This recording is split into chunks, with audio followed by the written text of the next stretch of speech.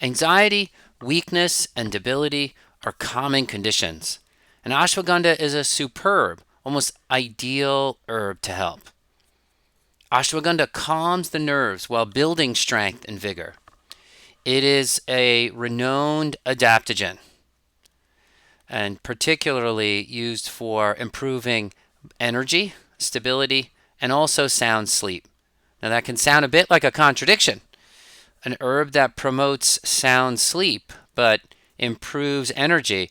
Well, coffee can't do that, but ashwagandha can, and we'll see how. So, this here is a picture of ashwagandha in flower. You can see those who have studied their plant families can see some characteristic features of the nightshade plant family. The flower and the leaves have a characteristic appearance of nightshade, and we'll see more examples of its similarity to the nightshade family. My name is John Immel, by the way, and I'm the director of the Joyful Belly School of Ayurveda. And ashwagandha is an exciting herb to present and offers a lot to the world herbal apothecary. The name in Sanskrit means smell of a horse. Ashwa means horse, and gandha means smell. And it does have a bit of a strong smell. I don't know if I would say very strong, but some find the smell a little off putting. And in general, if you have tomato plants growing in your garden, you can smell the leaves and you'll see that it smells a little off putting. It doesn't seem like you would find tomato leaves palatable. Now, ashwagandha, we're harvesting the roots and eating the roots, not the leaves.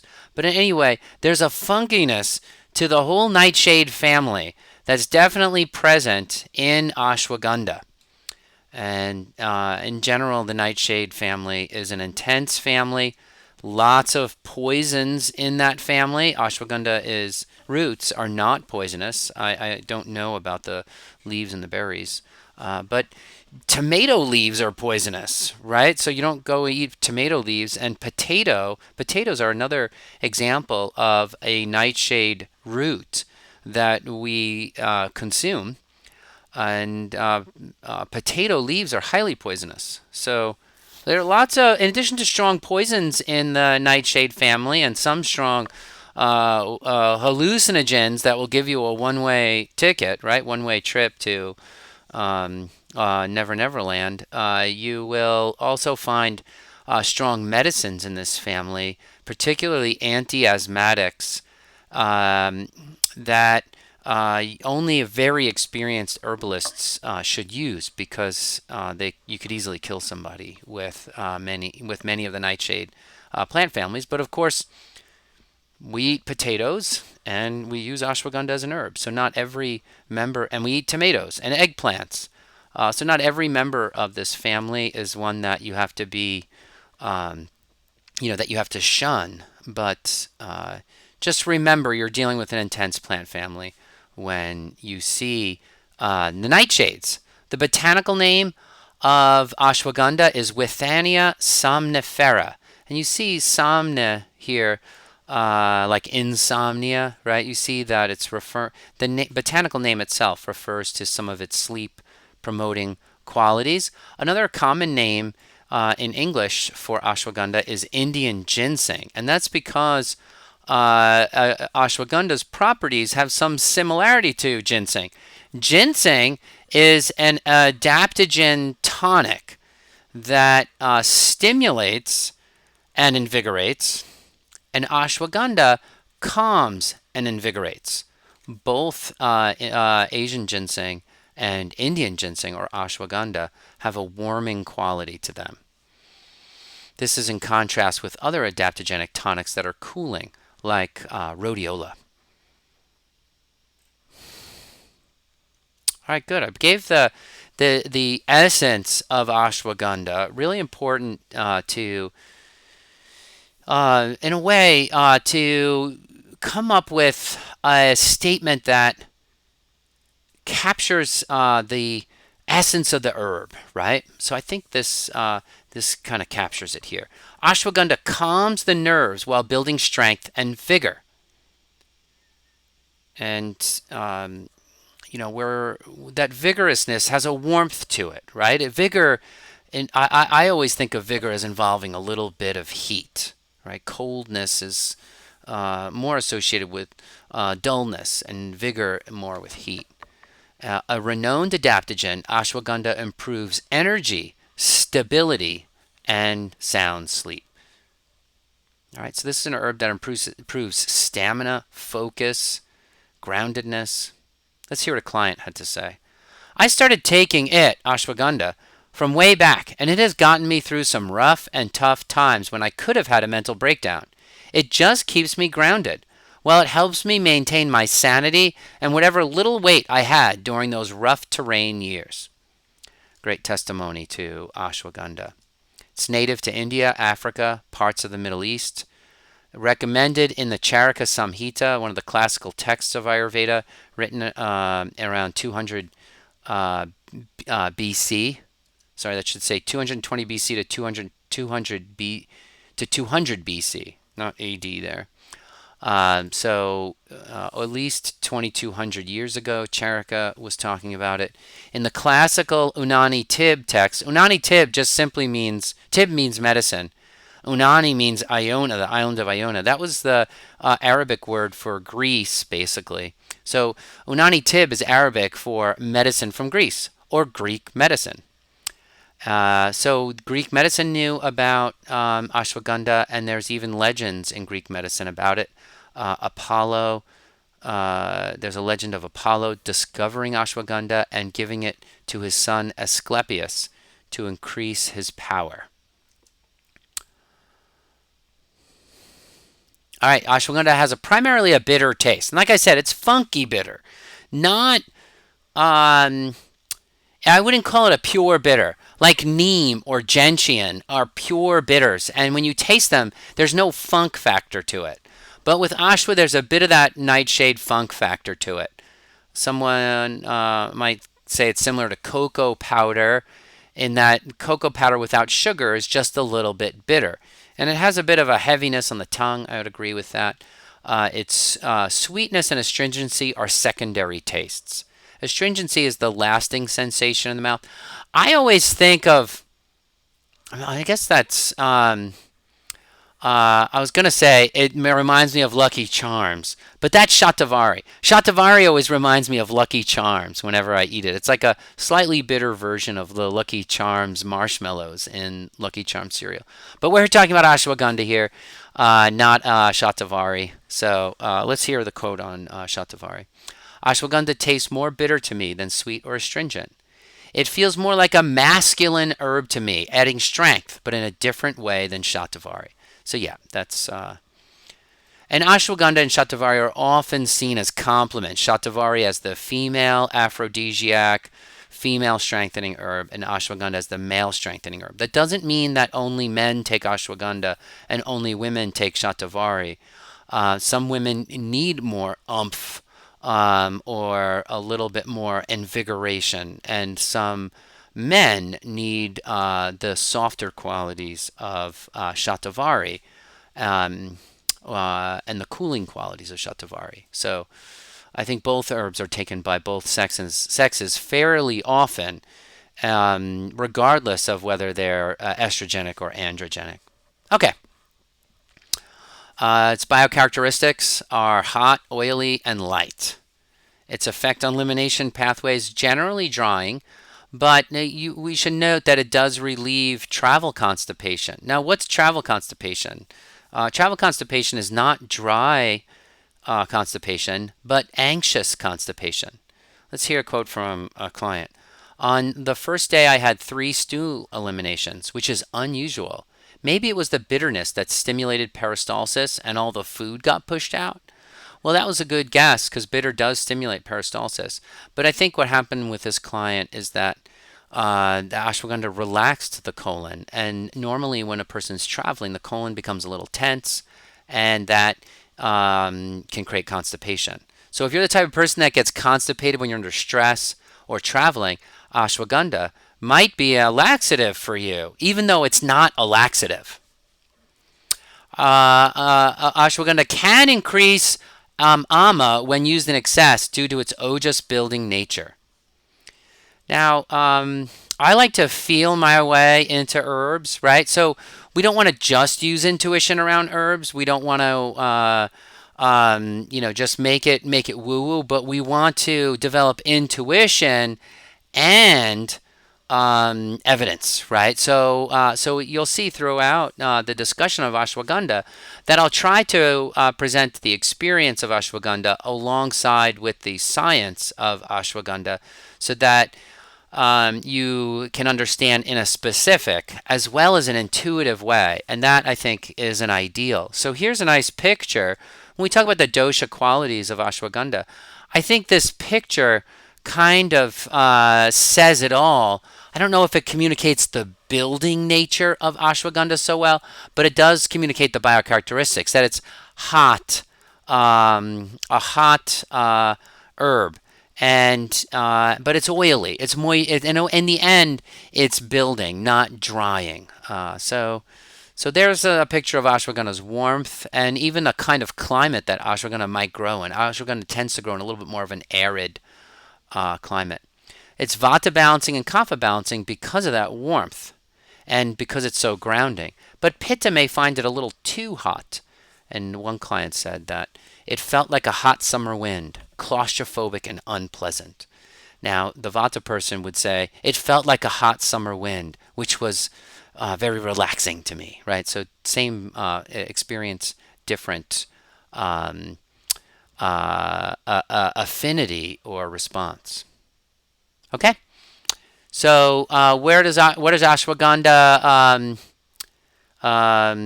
What's systems, tissues, channels does ashwagandha mainly address? It's going to be blood, muscle, fat, bone, nerves, and reproduction. And these kind of go together, right?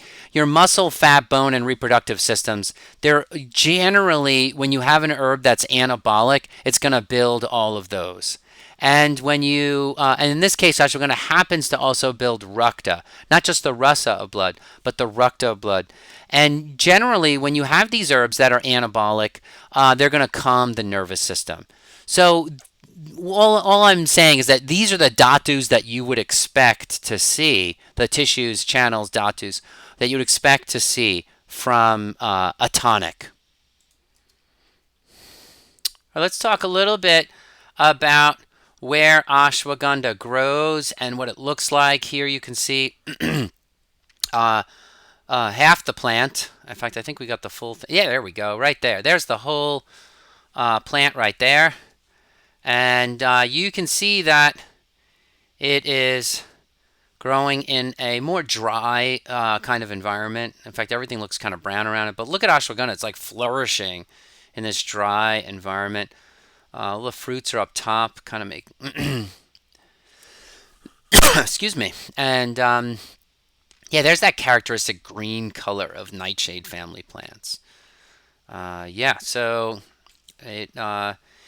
you can find it wild as well as cultivated. It's cultivated now because of demand for it. It grows really well in sandy, loamy soils and warm subtropical climates. It likes evenly distributed but light rainfall and needs a dry season for its to grow to full potential. It likes full sun. And the fruit of it resembles small tomatoes. I'm only mentioning that because let's just jump down to look at some of the fruits. Look at those fruits. Looks like small tomatoes.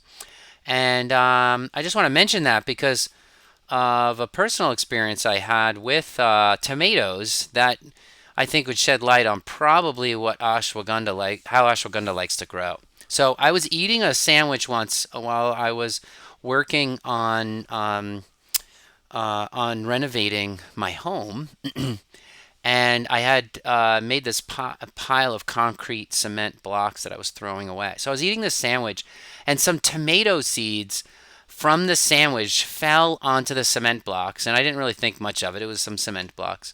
But a few weeks later, I returned, and there was a giant tomato plant growing there. By the end of the season, it had covered the entire mound and like produced like 50 or more cherry tomatoes on this one tomato plant. So it was just huge, like 15 feet across tomato plant. And so clearly, the tomato plant liked the full sun and lime or whatever it is that's in cement that makes it just that maybe it's alkaline. I don't know exactly all the properties of it, but it was this hot, dry, sort of sandy cement kind of environment, and the tomato plant loved it. So I'm guessing ashwagandha probably is a bit similar just looking at these photos. It's a fairly hardy plant and grows easily with minimal care. And it's just hardiness is what it gives to people in its roots. It gives you hardiness. It gives you vigor and hardiness. So it's short, and the roots are like tubers, kind of like potato carrots. They look like carrots um, that are a bit oily in appearance. Now, there's that picture of the root. There we go. Look at that root. So it just looks a little oily, right? It almost looks like it's soaked in oil, and it looks like a warm root, right? It has a warm color to it. Anyway, that's ashwagandha root. So important to look at these plants. It's very difficult to learn an herb without seeing it, and so I'm trying to give you really good visuals of this herb. I even associate that Venus pattern here with nightshades, just the level of creases and stuff, and the sort of thickness of the leaf. I think is characteristic of nightshade family plants. And those little lanterns around it reminds me of tomatillos. You've heard of tomatillos, right? It's like the Mexican version of cherry tomatoes, and they grow in these little lanterns around it. You see those little lanterns that are around, or that sheath that's around the cherry tomato, or the ashwagandha berry? Just very much reminds me of the way tomatillos grow. The whole ashwagandha plant is covered in these silver gray, protective silver gray hairs. And I think that points to the protective nature of ashwagandha. It probably prevents moisture loss as well in an arid climate. You see these bell-shaped flowers that are characteristic of the nightshade family. There you go. Whenever you look into a nightshade family flower, it looks a little mesmerizing, and it just doesn't look like something you want to eat. Whenever I look closely at nightshade family flowers, they always seem to be like, don't eat me kind of flowers. I don't know if you get that impression from it. All right. These fiery, juicy, fiery red balls. I mean, they're even more red than a tomato, it seems. And and I think that round, glowing red berry is like that other heating adaptogen, the Asian ginseng, right? Indian ginseng and Asian ginseng both have these bright red berries, and you can almost feel the heat just from looking at it. There you go. There's a bunch of the berries growing there, real close up there. Incidentally, those silver hairs, um, in the doctrine of signatures, what I'm always looking for in a plant is visual signs of that help me remember the properties of it. So I'm not saying that every plant with fine hair on it is a hair tonic. No, no, I think that's too strong of a statement. Very much too strong of a statement. It's totally incorrect. But but for this plant, if you see a picture of it and you see those fine hairs, it might help you to remember that ashwagandha is used as a hair tonic. Now, a lot of hair tonics are frequently worked by being circulatory tonics. They improve circulation to the head. So amalaki works this way. It is a capillary bed dilator, and that improves circulation to the hair follicles, which encourages hair growth. Ashwagandha I'm gonna guess that it's not a microcirculatory herb, but it is simply just nourishing astidhatu. Ashwagandha nourishes the bones. So these leaves curl. You notice the leaves have sort of curling quality. It gives the impression that the leaf is very thick. Again, the sturdiness of ashwagandha is some impression that I'd like everyone to just almost feel when you're looking at the plant. There's the root again, and the stem, a close up of the stem. You just got to remember to look at all parts of the plant. When you're sitting with a plant in the woods, I do this all the time. As I go and when I see a plant that I'm curious about, I will literally go touch the leaves, touch the stems, examine leaf scars from leaves that have fallen off. Step back, look at the shape of the plant as a whole. Check out the soil quality. Poke my finger in the soil. Is it clay? Is it sandy? Is it a rich soil? Or just I'm looking at everything I can to try to understand the properties of the plants, and that's and then in the end, nibbling. Most plants you can nibble. Don't do that with poison ivy. And there's other poisonous plants that I would not nibble. But for many, I'll do a little nibble and just a little taste. And I'm trying to experience the plant as much as possible because we have strong, solid instincts around assessment of plants and plant pharmacology. Just our entire human history, we have been in relation with plants, and I think we have well developed innate uh, innate understanding of plants that I want to develop that skill, and I also want to use it to interpret and get to know herbs. You can learn about herbs from a textbook and learn all its properties, but you can also um, try to connect to those properties of the herb through direct experience and seeing and sensing the herb. So we don't want to just do one of those. We want to do both, and that gives us that living knowledge. Plants are living things, and so you get to know them somewhat the way you get to know a person. I mean, obviously, a person is way more complex psychologically than a plant is. But I mean, plants, of course, have complex phytochemistry as well. But the fact is, it's a living thing. So there's lots of nuances and subtleties, and so you grow in your knowledge of it. It's not just a single chemical where you can where it's just like a math equation, right? It's more complex than that. There are lots of synergistic things and all that. So here's the herbs once they're dried out. They look a little less oily when they're dried out. That's not a surprise, but that's what they look like dried out. All right, great, great, good. In the next video, we're going to discuss uses, medicinal uses of the herb. In this video, we discussed, gave an overview of the botanical features of the plant.